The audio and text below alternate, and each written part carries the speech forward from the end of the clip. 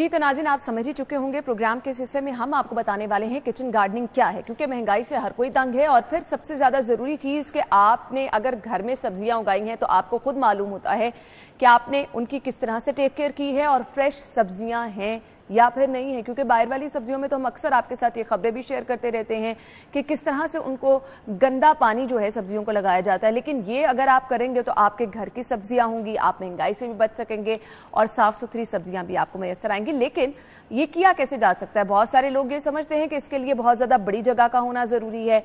आज हम आपको बताने वाले हैं किचन गार्डनिंग क्या है, क्या ये सिर्फ बहुत बड़ी जगह पे की जा सकती है या फिर गमलों में भी आप अपनी मनपसंद सब्जी उगा सकते हैं। इसका तरीकेकार क्या है? हमारे साथ हमारे मेहमान मौजूद हैं, तारुफ कराऊंगी जी।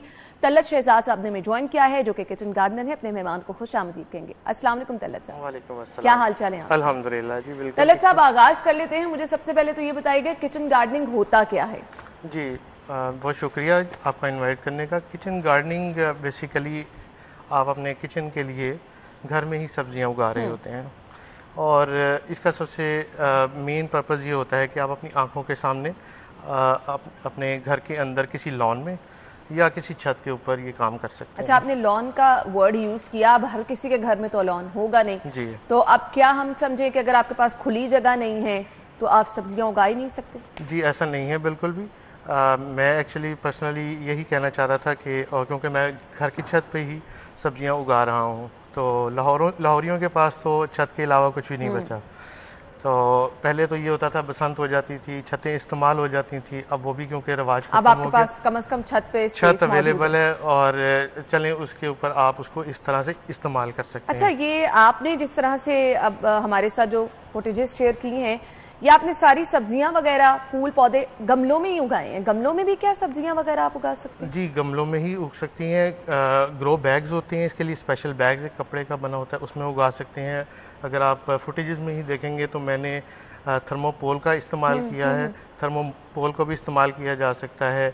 अगर आप के घर के अंदर कोई फालतू बकेट्स हैं, कोई पॉट्स हैं जो बचे हुए हैं स्टोर में, आप उनको भी इस्तेमाल कर सकते हैं।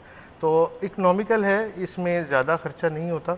आप घर के किसी भी एक बर्तन में जो कि आपके पास फालतू पड़ा हुआ है उसमें सब्जी उगा सकते हैं। अच्छा, चूंकि आप कुछ सामान भी अपने साथ लेकर आए हैं तो मैं चाहूंगी इसका प्रॉपर तरीकाकार क्या है, क्योंकि बहुत सारे लोग घर में कोशिश भी करते हैं लेकिन फल उस तरह से नहीं आता। क्या इसका एक प्रॉपर तरीका होता है? कौन कौन सी सब्जियां ऐसी हैं जो कि आसानी से आप घर में उगा सकते हैं? जी मैं लोगों से ये रिक्वेस्ट करूंगा कि जो ये करना चाहते हैं पहले वो सब्ज पत्तों वाली सब्जियां उगाएं, जैसा कि धनिया है, पुदीना है, पालक है, इस तरह की सब्जियां उगाएं। ये आसानी से उगाती हैं। ठीक है। और मेरी व्यूवर से रिक्वेस्ट यही है कि आप एटलीस्ट स्टार्ट करें, बेशक वो एक गमले से क्यों ना स्टार्ट करें। ठीक है। आप एक गमले से स्टार्ट करेंगे तो आहिस्ता आहिस्ता करके आपके पास ज़्यादा चीज़ें इकट्ठी होनी चाहिए हो जाएंगी। और ये आपके पास बड़ा अच्छा मौका है कि आप कुदरत के साथ बात कर रहे होते हैं, कुदरत को अपने घर में ही फलता फूलता देख रहे होते हैं। और आजकल हमारी क्योंकि फिजिकल एक्टिविटी भी इतनी ज़्यादा नहीं है तो ये बड़ा अच्छा मौका है कि आप इसको कैसे कर सकते हैं। हमारे पास 2-3 तरीके होते हैं। तो गमले में डायरेक्टली आप उगा सकते हैं। हरा धनिया हो गया, पुदीना हो गया, ये तो डायरेक्ट गमले में उगा सकते हैं। तो मैं ये अर्ज करूँगा कि घर में उगाएं इसे। एक गमला तो ज़रूर रखें आज के प्रोग्राम देखने के बाद। सही। बाकी जो सब्जियां हैं आप ये देख सकते हैं मेरे पास यहाँ पे भिंडी के पनीरी मौजूद है।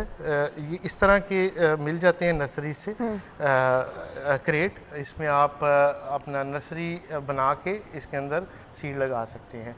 अच्छा, इसको उगाने के लिए यहाँ पे स्पेशल एक मिट्टी भी होती है, आप आम मिट्टी भी यूज़ कर सकते हैं, लेकिन ये स्पेशल मिट्टी इसको कोकोपीट कहते हैं। अच्छा, इसका रोल क्या होता है? इससे क्या आपका फल ज्यादा जल्दी? जब आप सीड इस पे लगाएंगे बजाय आम मिट्टी के तो ये जल्दी ग्रो कर जाएगा। इसको आम मिट्टी में मिक्स करते हैं कि डायरेक्ट आपको इसी में अपना सीड लगाना है? नहीं, ये उसी मिट्टी में मिक्स नहीं करते, ये अलग इसमें है। इसको डायरेक्ट आप सीड लगा देते हैं। ठीक है।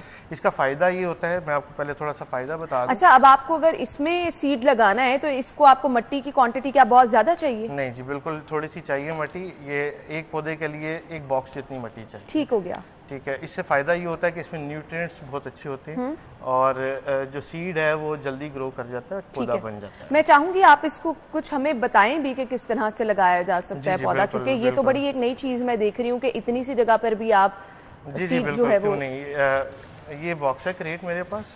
इसमें हम ये कोकोपीट को उसी तरह डालेंगे जैसे आप गमले में डालते हैं। ठीक है। तो आप इसको जब फिल कर लेते हैं, कुछ मैंने फिल किए हुए से, कुछ आपके सामने नाज़रीन के सामने भी फिल कर लेते हैं। इसको जैसे ही आप फिल करते जाएंगे तो ये आपका इसमें ही तैयार हो गया है। इसमें आप सीड लगा सकते हैं।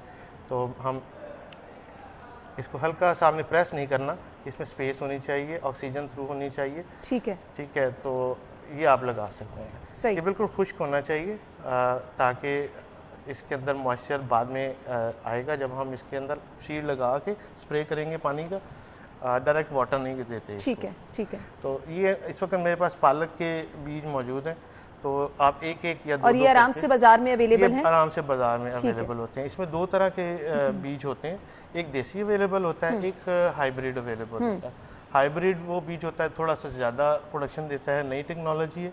और जो देसी है वो तो वही है जो हम आम इस्तेमाल पहले से करते आ रहे हैं। दोनों ठीक है, आपको देसी मिल जाए वो भी लगा लें, अगर आपको नहीं देसी मिल रहा, हाइब्रिड मिल रहा है तो आप वो भी लगा सकते हैं, लेकिन आप लगाएं। इसमें से एक या दो सीड आप यहाँ पे थोड़ा सा हल्का सा फिंगर रखेंगे ताकि इसमें इसकी जगह बन जाए। इसका तरीकाकार ये होता है कि जितना बड़ा सीड होगा उतनी ही डेप्थ होनी चाहिए उसकी। ठीक है, ठीक है ना। इसी तरीके से आप, ये क्योंकि छोटा सीड है तो मुझे ज़्यादा उस पर मेहनत नहीं करनी पड़ी। एक एक सीड आप लगाते हैं यहाँ पे, और जब आप इसके ऊपर एक एक सीड लगा लें या दो दो लगा लें, तो ये थोड़ी सी जो कोकोपीट है वो बचा के रखनी है आपने। ठीक है।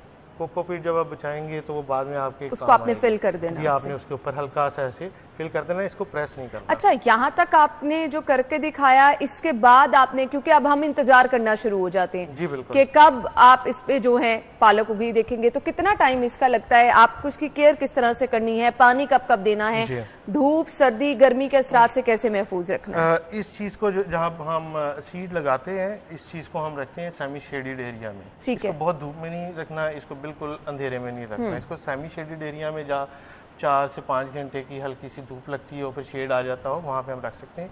इसको एक दफा दिन में स्प्रे करना है पानी। ठीक है। इसको डायरेक्ट फ्लडिंग नहीं करनी है हमने। ठीक है, यानी सिर्फ स्प्रे की सूरत में आपने स्प्रे की सूरत में देंगे तो बहुत अच्छा रहेगा, या ड्रॉप्स की सूरत में भी दे सकते हैं। तो इसको तकरीबन ये 10 से 15 दिन में या इससे पहले भी निकल आ सकते हैं। डिपेंड करता है कि सीज़न कौन सा है। गर्मियों में जल्दी निकल आते हैं सीड, सर्दियों में थोड़ा सा टाइम लेते हैं। सही। तो अभी जब इसको आप इस तरह से सो कर देंगे, इसको आपने सेमी शेडेड एरिया में रखना है, वाटरिंग रोजाना करनी, इसमें मॉइस्चर रहेगा। ये ऐसी मिट्टी है ये मॉइस्चर कंटेन करती है, इसमें ख़त्म नहीं होता। ठीक है। तो आप इसको रख लें सेमी शेडेड एरिया में, और कुछ दिन के बाद, जैसे कि ये आपके सामने दूसरी ट्रे है, ये मैंने 13 अप्रैल को लगाए थे। अच्छा। तो ये 13 अप्रैल के बाद आप देखिए कि ये भिंडी के पौधे हैं जो बड़े हो गए हैं। आप इसको हम बड़े पॉट में, गमले में शिफ्ट कर देंगे या लॉन में शिफ्ट कर सकते हैं। ठीक हो गया। ठीक है। अच्छा, अब ये जो मिट्टी है इसका दूसरा बड़ा फ़ायदा क्या है?